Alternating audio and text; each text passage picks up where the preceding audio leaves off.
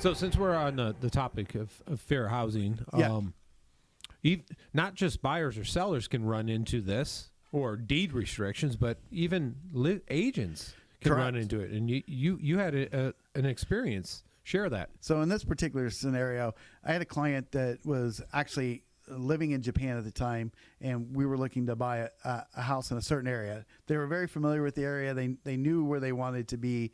This house had hit the market, and it had been on the market for a little while, but they would reduce the price. So I went to the house. I'm showing the house via video to my client, and they're like, "Oh, love it. Let's make an offer." So write up our offer, send it in earlier in the day. I get a call that night and saying, "Oh, Jerry, you're not going to believe this. We got another offer today." From the listing agent. Yeah, from the listing agent. And I'm like, of course you did. This is a slower market, and all of a sudden now we got two. So it's funny how that happens. Yeah, exactly. It does happen, and I take it at face value. She's telling me the truth. There's another offer. So I say, well, we have a very strong buyer. She's like, tell me about your buyer. I'm like, oh, yeah, sure. You have high 700s, low 800s credit score. We have over 20% down that we're going to be putting. They have quite a bit of cash reserves, so they're very strong financially. The lender that we're using, he's extremely good. He closes 98% of his loans. He's very well known. I could give you the lender's information. And she goes, no, tell me about your buyers. So I'm not understanding. What do you mean? Oh, do you have a cover letter?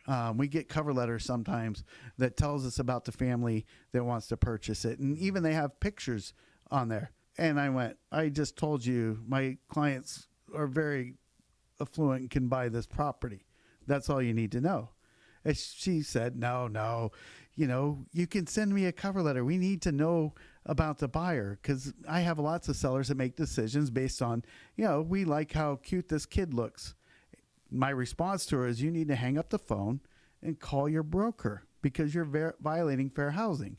And she's, no, I'm not. I'm just trying to look out for my seller. And this is a very quiet, close-knit community, so they're very guarded about who they let into their community. Wow. When you take any fair housing training, do not say these words. But here she is thinking she's doing right in the seller's eyes. Right. And comes out that she lives in the area, so she's very protective of this area. And my first response is, you really need to hang up and call your broker. And then she goes back into it, and she even dived into the religious. Like, were they Christian, or did they go to church? Are they Mormon? Be kidding me. No, like every. Wow. And so I thought this was like a secret shopper. Like, right, you're trying to get me to say something? And I'm like, listen, really, I am trying to help you out. You need to hang up and call your broker, because you're not understanding fair housing law.